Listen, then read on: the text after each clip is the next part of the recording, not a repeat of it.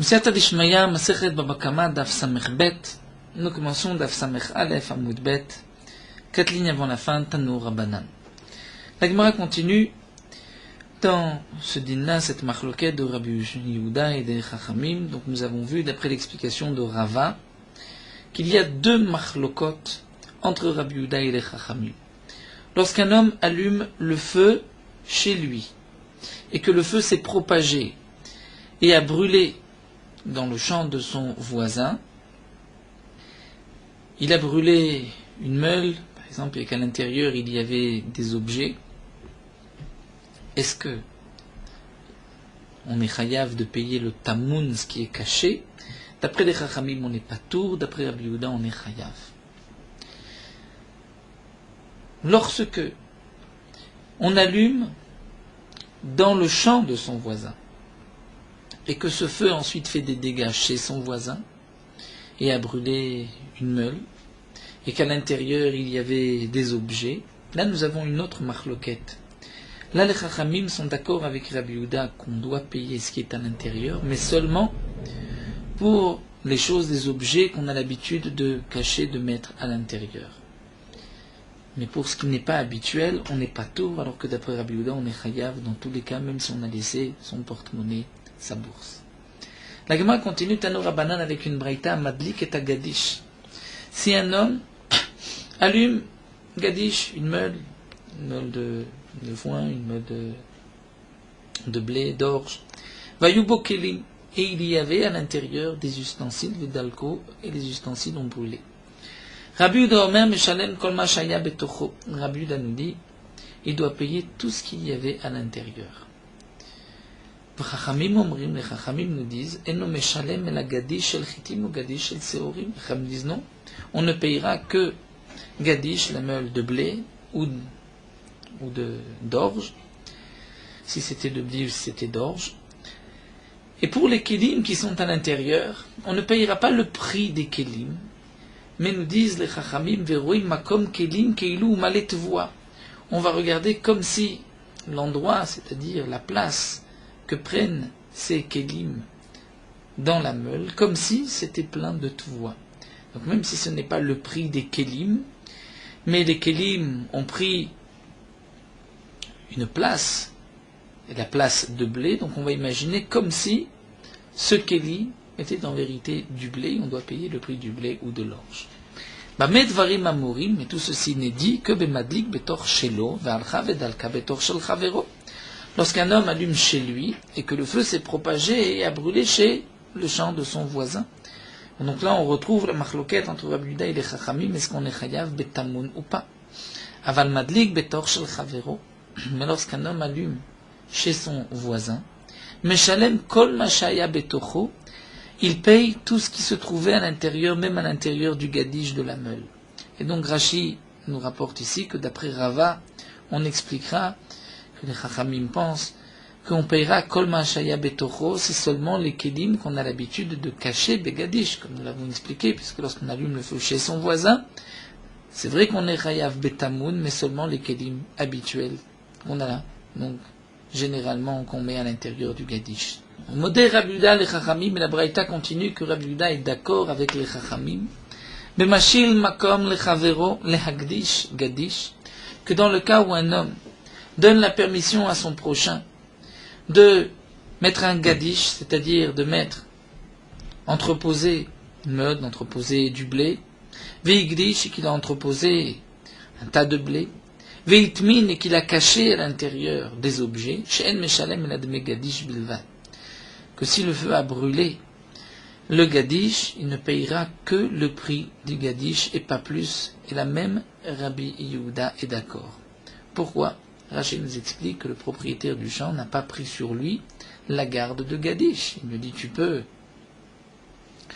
donc entreposer chez moi, je te laisse un endroit, mais je ne suis pas responsable du gadish.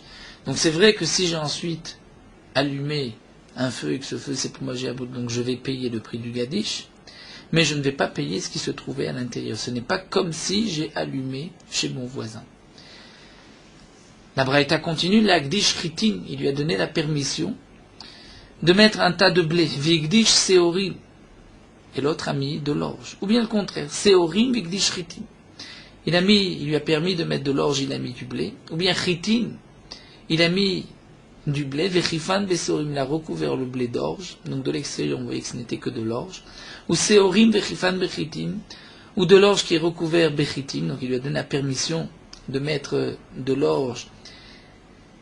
Et lui a recouvert de blé. Donc dans le premier cas, c'est qu'il lui a permis de mettre chitin, il a recouvert de seorim.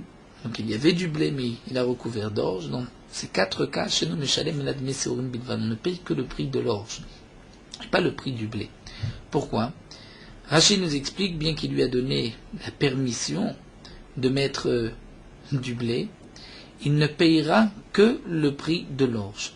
C'est-à-dire, dans le cas où il lui a donné la permission de mettre de l'orge et que l'autre a mis du blé, donc il peut lui dire, moi je n'ai pas fait attention à mon feu, parce que je me suis dit de toutes les manières, je lui ai permis de mettre de l'orge.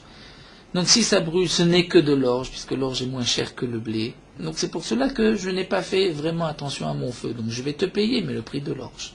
Inversement, lorsqu'il lui a donné la permission de mettre du blé, mais que l'autre a mis de l'orge, donc tu peux lui dire, c'est vrai que je t'avais donné la permission de mettre du blé, mais moi, j'ai vu de l'orge. Donc puisque j'ai vu de l'orge, je n'ai pas fait attention à mon feu. Et donc je ne te payerai que le prix de l'orge. Ou même dans le cas où il lui a permis de mettre donc du blé, et son ami a mis du blé et a recouvert le blé d'orge, là aussi on dira, mais je n'ai vu que de l'orge. Donc dans les 4 cas rapportés ici, il ne payera que le prix de l'orge. La Gemara continue, Amar Rava. Rava nous enseigne, Noten dinar za'av leisha. Un homme qui donne dinar za'av, une pièce d'or à une femme. Ve'amarla, il lui dit, Zaribo, fais attention à cette pièce, shel kesefu. C'est une pièce en argent. Et zikato, si la femme a endommagé, a abîmé cette pièce, Meshalemet me dinar zahav, elle devra payer le prix d'un dinar. D'un dinar en or et pas en argent. Pourquoi? Mishum de Amarla, puisque lui va dire à cette femme, Mai havelach gabe de azkate. C'est-à-dire, qu'est-ce que tu avais contre lui pour l'avoir endommagé? Donc moi je t'ai dit que c'est une pièce en argent, mais je t'ai donné une pièce en or. Donc pourquoi as-tu abîmé cette pièce? Et comme nous dit Rachid, lorsqu'elle l'a brûlée biyadaim, ou elle l'a jetée dans la mer, donc comment se fait-il que cette femme, pourquoi a-t-elle jeté et abîmé cette pièce?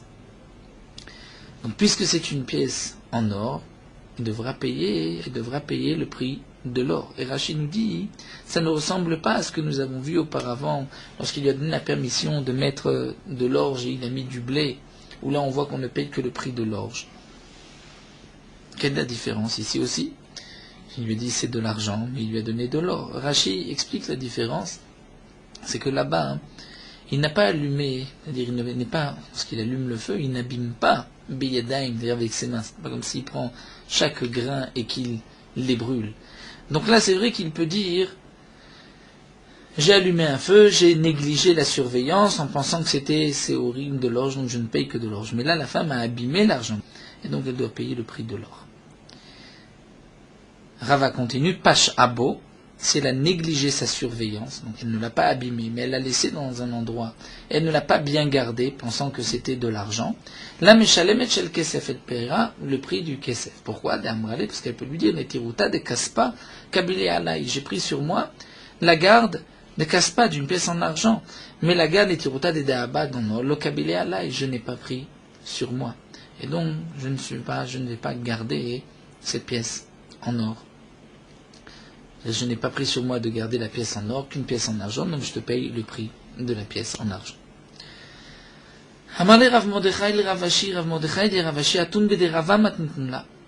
Vous, cet enseignement, vous le rapportez au nom de Rava. Ana, nous, mimatnita pshitala. Nous, on le déduit de notre braïta que nous avons vu. Lorsqu'un homme donne la permission à son ami d'engranger, de mettre du blé, chitin, vechifan, beseorim, nous avons couvert d'orge, ou séorim, il a donné la permission de mettre de l'orge, vechifan, bechitin, il a mis de l'orge, mais il a recouvert de blé, Et nous meshalem l'adme seorim bilvad, il ne paye que le prix de l'orge. Alma, donc on voit qu'un marlé netiruta deseare kebele alay, j'ai pris sur moi la garde de l'orge. Achaname, donc là aussi pour le cas de la femme, Amrele, elle peut dire netiruta de daaba lo kabele alay, je n'ai pas pris sur moi la garde de l'or, mais la garde de l'argent. Donc, juste Rav Mordechai voulait dire cet enseignement de Rava, le deuxième point, lorsque Pash Abo, où là, elle n'est pas chayevet de payer la pièce en or, mais qu'une pièce en argent, on le déduit de la Breita. On n'a pas besoin du chidouche de Rava, on l'a déduit nous-mêmes de la Breita. Amarav, Rav nous dit, Sham'it miltal Rabbi Yehuda, j'ai entendu un enseignement d'après Rabbi Yehuda de la Mishnah, Velo yadana maïhi, je ne sais pas quel est son enseignement. Amar Shmuel lui répond, il lui dit, Velo yada Abba maïshemi ale, est-ce que Abba, c'était le surnom que donnait Shmuel à Rav, Abba comme le père, marque de Kavod, Abba ne sait pas, Rav ne sait pas ce qu'il a entendu. Voici ce qui a été dit, les Rabbi Yehuda de Mechev nisket amun ba'esh, que d'après Rabbi Yehuda, qui rend chayav, même ce qui est caché lorsque le feu a brûlé, asu takanat nigzal be'esho. On a fait une takana, comme la takana de celui qui a été volé pour le feu. C'est-à-dire, nous rapporte Rashi, de la même manière, lorsque un homme a été volé, et qu'on retrouve le voleur, on sait que cet homme a volé, la personne qui a été volée peut dire, il m'a volé 1000, alors qu'en vérité, il n'avait volé que 200. Comment va-t-on savoir ce qu'il a volé? Bien, les Chachamim ont institué que celui qui a été volé le Nigzal va jurer combien on lui a volé et pourra prendre la somme. Donc de même pour le feu. C'est l'enseignement qui a été dit d'après Rabbi Yehuda. On ne sait pas ce que le feu a brûlé, ce qui était à l'intérieur. Si le propriétaire de ces kélim qui ont brûlé à l'intérieur du Gadish vient dire qu'il y avait pour telle et telle somme, bien celui qui a allumé le feu devra payer. Donc il jure et l'autre paye. Bae Amimar, à la suite de cela, de cette takanat nigzal, Amimar pose le problème suivant, Asu takanat nigzal ben masor olo. Est-ce que on a aussi institué la takana de nigzal pour le masor? C'est lorsqu'un homme a dénoncé son frère juif aux autorités que le gouverneur, le roi, a pris les biens de ce juif, le masor, celui qui l'a dénoncé, doit payer le dégât qu'il a causé à son prochain. Comment va-t-on savoir exactement ce qui lui a été pris? Donc là aussi, Amima pose la question, est-ce que les Ramim ont institué que celui qui a été dénoncé peut jurer et dire, on m'a pris tant, et le Masor va payer, olo, ou peut-être pas. D'après celui qui pense que on ne jugera pas d'ina dégarmé. C'est-à-dire, nous avons une marloquette concernant le din de dina dégarmé que nous verrons Bezrat Hashem par la suite. Ce n'est pas le même din que gramma, c'est-à-dire que causer un dégât indirect. Dina dégarmé, c'est un peu plus, comme nous verrons dans cette sugya qui se trouve d'Afkuf Yudzain vers la fin de la Masechet. En tout cas, la Gemara nous dit, le Masor ici ne lui a pas endommagé directement son argent. C'est indirect, c'est un peu plus que gramma, c'est ce qu'on appelle dina degarmi. Donc d'après celui qui pense qu'on ne juge pas dina degarmi lotiba elecha, là la question ne se pose pas de mesirut namelo dainen. Si un homme a dénoncé son prochain, on ne va pas juger un tel din. Et la ketiba elecha liba demandama danina dina degarmi. Mais la question qui se pose, c'est d'après celui qui pense que dainina dina degarmi. Et donc on va juger et on va condamner le Masor à payer ce qu'il a fait perdre à son frère juif. Alors, est-ce que Asu Takanat Nigzal ben Masor, est-ce qu'on a fait cette Takana de Mishtaba, celui qui a été dénoncé, qui a perdu son argent, peut jurer Veshakil et prendre de l'argent? Olo ou sinon non, c'est-à-dire peut-être qu'on n'a pas fait de Takana, donc ce que l'on sait qui a été pris, lorsque nous avons des preuves, le Moser devra payer, sinon il ne payera pas. Tekou, donc nous restons sur une question qui sera répondue par la venue d'Eliyahu Navi.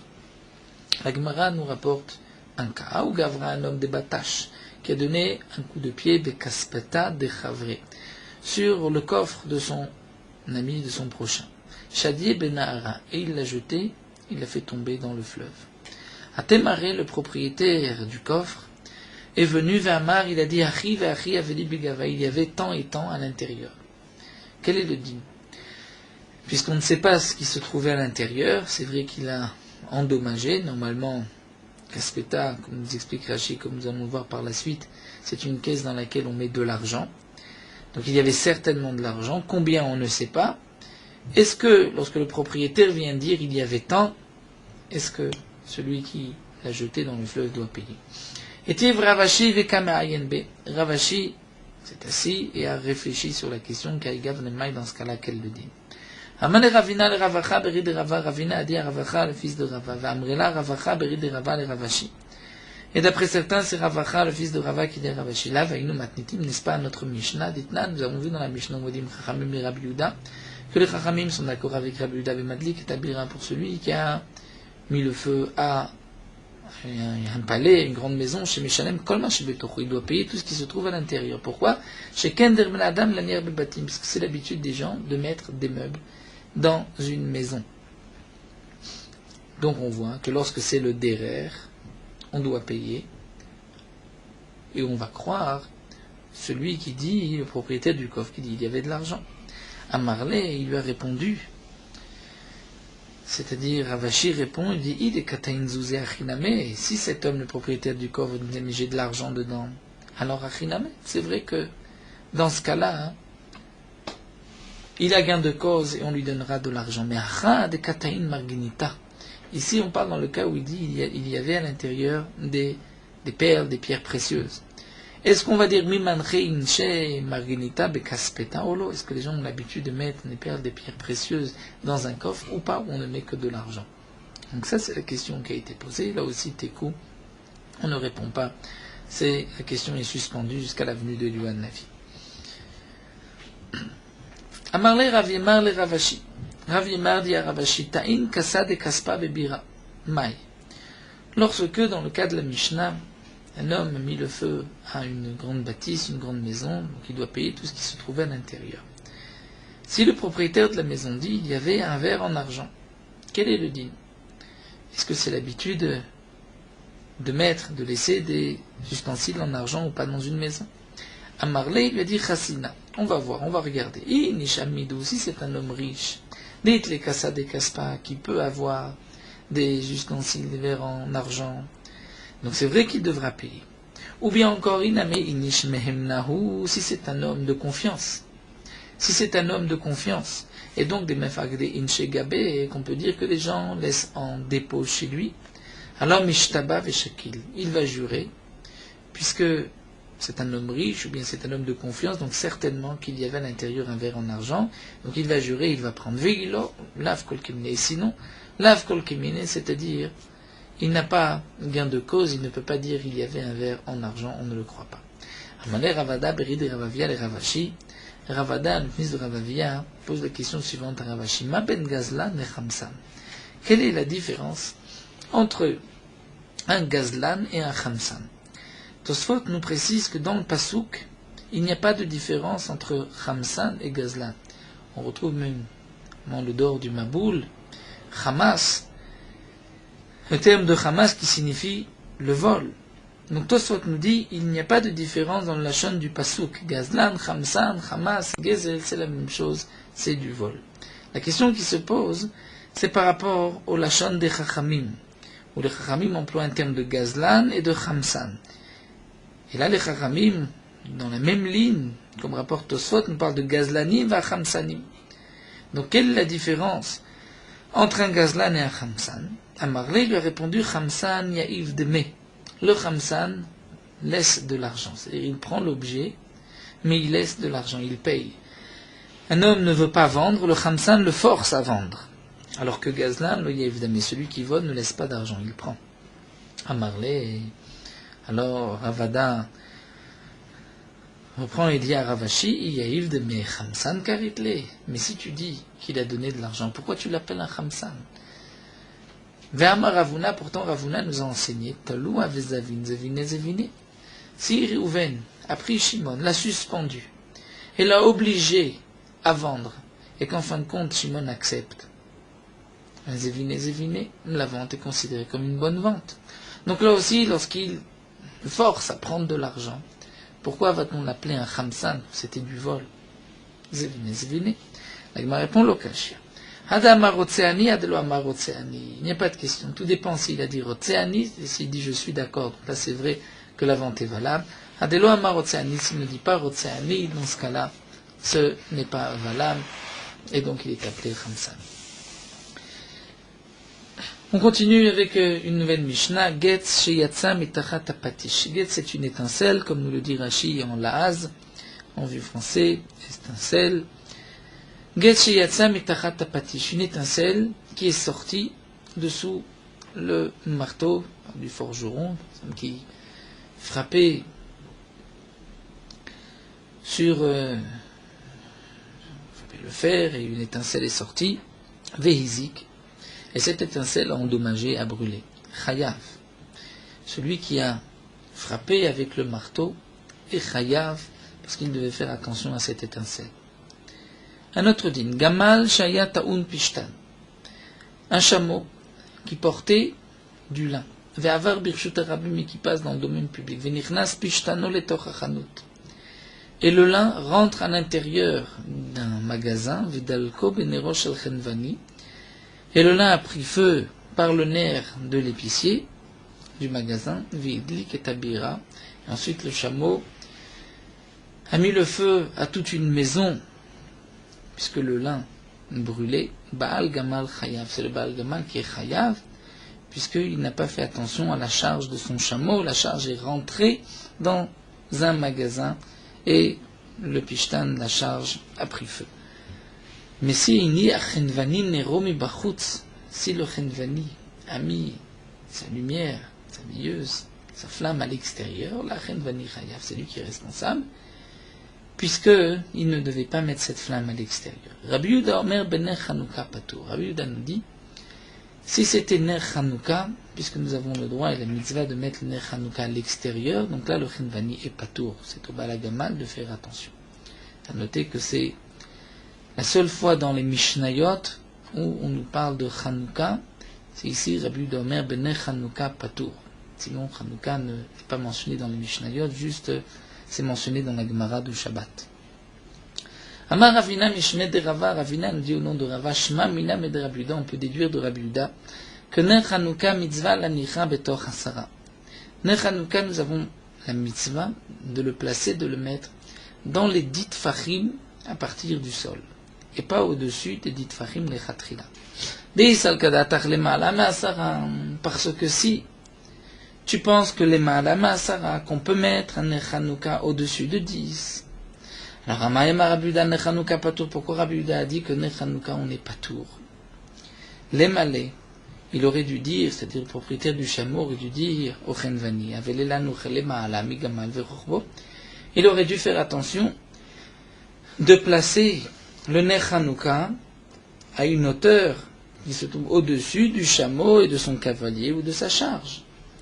Et donc, puisqu'on voit que si le Ner Chanukah a mis feu au Pishtan, qu'à ce moment-là, le Chenvani est patour et le Baal HaGamal est Chayav, c'est que le Chenvani était obligé de mettre ce nerf plus bas. Et donc c'est pour cela que la charge a pris feu. Et donc elle a la Shma Mina Mitzvah Lanicho Betoch Hasara. Sinon on aurait pu lui dire tu dois la mettre bien plus haute. L'Agma répond non, Amrelo.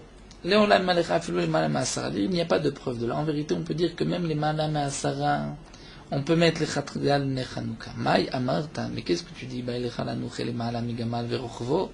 C'est-à-dire qu'on peut dire au Chenvani, tu aurais dû mettre le Ner Chanukah plus haut que la hauteur du chameau, de son cavalier, de sa charge.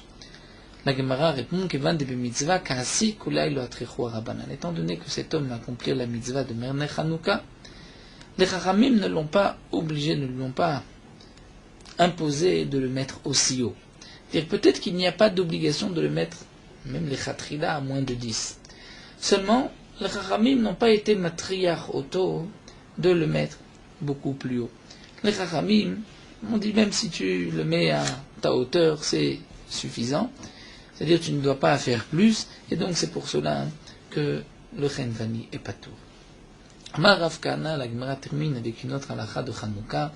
Rav Kahana nous dit Darash Rab Natan Bar Minumi Mishme de Rabbi Tanchum, que Rab Natan Bar Minumi enseigne au nom de Rabbi Tanchum, Ner Chanouka, Shehinicha Lemala Mesri Mama Psula, Kesuka ou Kemavoy. Le Ner Chanouka qui a été placé à une hauteur plus haute que 20 amot, environ 10 mètres, Psula. Le Ner Chanouka est pas soul, Kesuka avec Kemavoy, comme le digne de Souka ou de Maboy, c'est-à-dire, puisque le principe de Ner Chanouka c'est de faire celui Nissa pour répandre le Nes, lorsque Ner Chanouka se trouve à plus de 20 amot, on ne va pas voir ces lumières, ces veilleuses, et donc il n'accomplit pas la mitzvah, puisque nous avons besoin d'un Pirsum Nissa. C'est ce qu'on retrouve à propos de la Souka et du Maboy. La Souka, c'est-à-dire si on pose le srach à une hauteur de plus de 20 amot, c'est pas soul. De même le Maboy, lorsque nous avons une impasse, qui est une impasse qui est appelée Maboy, de ce Maboy sont ouvertes plusieurs cours, et de ces cours, il y a des maisons qui donnent dans ces cours. Le digne du Maboy est Minatora comme un Reshut Ayachid, puisqu'il est fermé des 3 côtés, et on peut porter l'intérieur du Maboy et des maisons vers le Maboy, mais les Chachamim ont exigé de mettre à la porte du Maboy un poteau ou bien une poutre. Et donc cette poutre doit être placée dans les 20 amot, sinon le Maboy est pas soul, c'est-à-dire on ne peut pas porter, étant donné qu'au-dessus de 20 amot, on ne verra pas la poutre.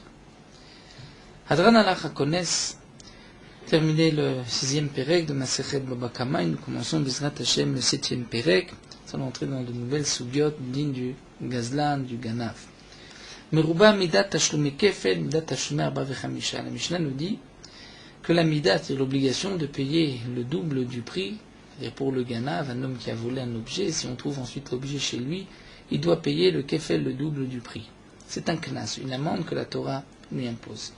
Il est aussi le digne de Arba Vechamisha. Si un homme a volé une bête et qu'il l'a ensuite vendue ou égorgée, il doit payer 4 ou 5 fois le prix de la bête, en fonction si c'est du gros bétail ou du bétail, que nous verrons par la suite. Mais la Mishnah nous dit que le digne de Tashlumé Kefel, on le retrouve dans plus de cas que le din de Tashlumé Arba Vechamisha. Meruba, il y a plus grande des Midat Tashlumé Kefel de la Midat Tashlumé Arba Vechamisha. Pourquoi? Chez Midat Tashlumé Kefel, Noegad Davar Shesh Boruachem, Davar She'en Boruachem.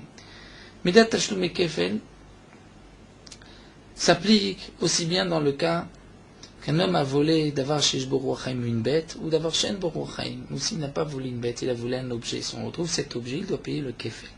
Alors que Midat Tashlumé Arba Vechamisha ne s'applique que pour le taureau et pour l'agneau seulement, c'est-à-dire pour les bêtes comme nous l'avons vu auparavant. Chez Nema, comme c'est marqué dans le passage qui Ignov, Ish Shor Ose, la Torah dit, si un homme a volé un taureau ou un agneau, et il l'a égorgé ou il l'a vendu. Donc il y a une différence pour un objet.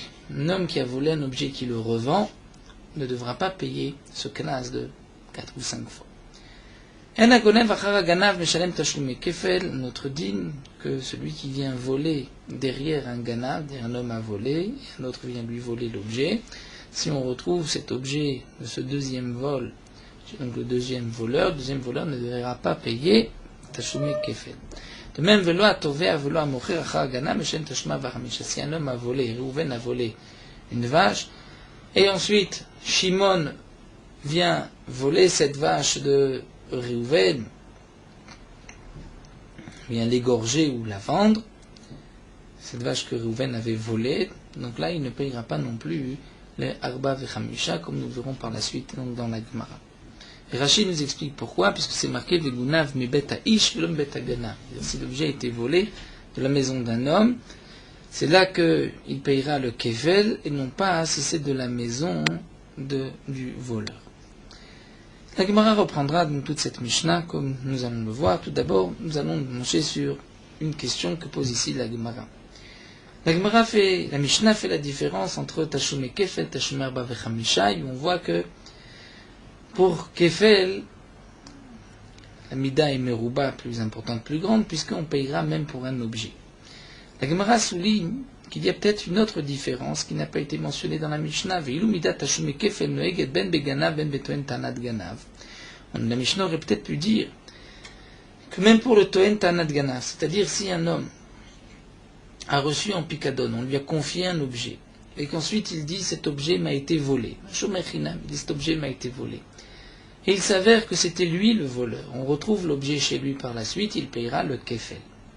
Quel est le din pour Arba Vechamisha? Est-ce qu'il payera Arba Vechamisha ou pas dans Toen Tanat Ganav? Nous allons voir que Rabbi Yochanan pense que oui. Donc l'Agmara veut apporter ici une preuve à Rabbi Yochanan et dire pourquoi la Mishnah n'a pas fait cette différence. Que pour Tashlume Kefel, c'est aussi bien un Ganav, aussi bien Toen Tanat Ganav, c'est-à-dire pas celui qui a volé, qui a d'abord reçu l'objet Behetera, et on lui a confié l'objet, mais ensuite il dit on me l'a volé, si on retrouve l'objet chez lui, il paye le Kefel, alors que Midat Tashma Ramishan Neget la Beganav Bilvan ne s'applique pour le voleur, et pas pour le Toen Tanat Ganav. Ça, ce n'est pas marqué lo Katane. Donc, si ce n'est pas marqué, cela veut dire qu'il n'y a pas de différence, et que dans tous les cas, il payera Arba Vechamisha, même pour Toen Tanat Ganav. Alors, mais ça, il est les Rabchia Baraba. C'est là une preuve à Rabchia Baraba. Damar Rabchia Baraba, Rabbi Yochanan, Rabchia Baraba du nom de Rabbi Yochanan, Toen Tanat Ganav et Pikadon. Si un homme et Toen dit, cet objet qui m'a été confié, on me l'a volé, mais Shalem Tashlume Kefel, il payera le Kefel. Tavar ou Machar, mais Shalem Tashlume Arba Vechamisha. S'il a ensuite égorgé ou vendu, il devra payer 4 ou 5 fois. Donc d'après Rabbi Yochanan, il n'y a pas de différence. Nous avons donc une preuve à cet enseignement de Rabbi Yochanan de la Mishnah. D'après une autre version, Ika de Amré, ceux qui ont rapporté Rabbi Yochanan étaient en vérité pour apporter une preuve à Rabbi Yochanan, mais le Beth Midrash avait refuté cette preuve. Ika de Amré, d'après une autre version, on avait proposé ainsi. Lema Mesaïl, on n'a qu'à apporter une preuve de la Mishnah au din de Rabchia Baraba, Dama Rabchia Baraba, Rabbi Yochanan, Koyato, Tanat Ganav, Bikad Meshen Tashumi Kefel, et Tavach ou Macha Meshen Tashumi Arba Vechamisha. Donc il n'y a pas de différence entre le Ganav et le Toen Tanat Ganav. Donc notre Mishnah, puisque la Mishnah ne fait pas de différence, c'est une preuve à cet enseignement de Rabbi Yochanan. Et la Gemara va répondre non, nous n'avons pas de preuve. Mikatane en ben. Est-ce que c'est marqué dans la Mishnah en ben, c'est-à-dire il n'y a de différence que celle-là? C'est marqué Meruba Katane. Tana Veshir, c'est-à-dire le Tana ne vient pas dire il n'y a qu'un seul cas. Il y a d'autres cas, mais le Tana n'en rapporte qu'un seul, qui est mentionné ici. Cela n'exclut pas une autre différence, par exemple à propos de Toen Tanat Ganav. Donc peut-être que la Mishnah pense différemment, le Tana pense différemment de Rabbi Yochanan. Donc d'après cette deuxième version, on aurait voulu apporter une preuve à Rabbi Yochanan, mais on n'a pas apporté de preuve. Nous allons nous arrêter ici, puisque la Gemara continue la suite avec toute la dracha des psukim concernant le din de Davar Shesh Beru Achaim et En Beru Achaim. C'est toute une sugia que Bezrat Hashem nous laissons pour Daf Samer Gimel. Nous terminons avec Morot Halacha Daf Samer Bet, concernant aussi une parole qui peut endommager. Les Chachamim nous disent, Lo iftach adam et piv la satan, un homme ne doit pas ouvrir la bouche pour le Satan. Donc un homme ne doit pas dire, Hachem, j'ai fauté, et tu ne m'as pas puni en fonction de mes fautes. Puisqu'au contraire, il appelle sur lui la justice, comme s'il voulait être puni. Ou un homme ne doit pas dire, si je meurs, que ma mort soit le pardon de mes fautes. C'est comme s'il propose, il demande sa mort. Un homme doit faire attention de ne pas sortir, donc une interdiction de sortir de sa bouche un malheur sur un Adam Israël. Donc un homme ne doit pas dire que si un tel était vivant, il serait venu ici. Comme cela laisse sous-entendre qu'il n'est pas vivant. Puisque nous avons un maasé dans la Gemara du même cas. On dit s'il était vivant, il serait venu ici. Effectivement, au même moment, il est mort. Lorsque le père et la mère veulent avertir leurs enfants, les prévenir de ne pas faire telle ou telle action, il faudra aussi faire attention de ne pas leur mentionner en disant par exemple ne va pas à tel endroit puisque un chien ou un chat risque de te mordre, de t'endommager. Pourquoi? Parce qu'il y a des mazikim qui portent le même nom qu'élève, que le chien ou que le chat. Et donc c'est comme si les parents donnent la possibilité à ce mazik d'endommager à l'âme ou au corps de cet enfant. Puisqu'il y a, comme dit la Gemara, Brit Keruta Lesfataim, une alliance qui a été scellée avec l'élève, avec ce qui est dit. Donc, dans tous les cas, il faudra faire attention à ce qu'on sort de sa bouche. Lorsqu'un homme doit ou rapporte à son prochain un malheur qui lui est arrivé, il doit dire telle chose m'est arrivée, lo alechem, et que ce ne soit pas sur vous et pas sur les Bnei Israël. Un homme ne doit pas se maudire, parce qu'il y a aussi un danger. Il y a des malachei chabala, des anges malfaisants qui répondent Amen si un homme se maudit. Donc un homme ne doit pas non plus maudire son prochain, puisqu'à ce moment-là, la malédiction revient sur lui.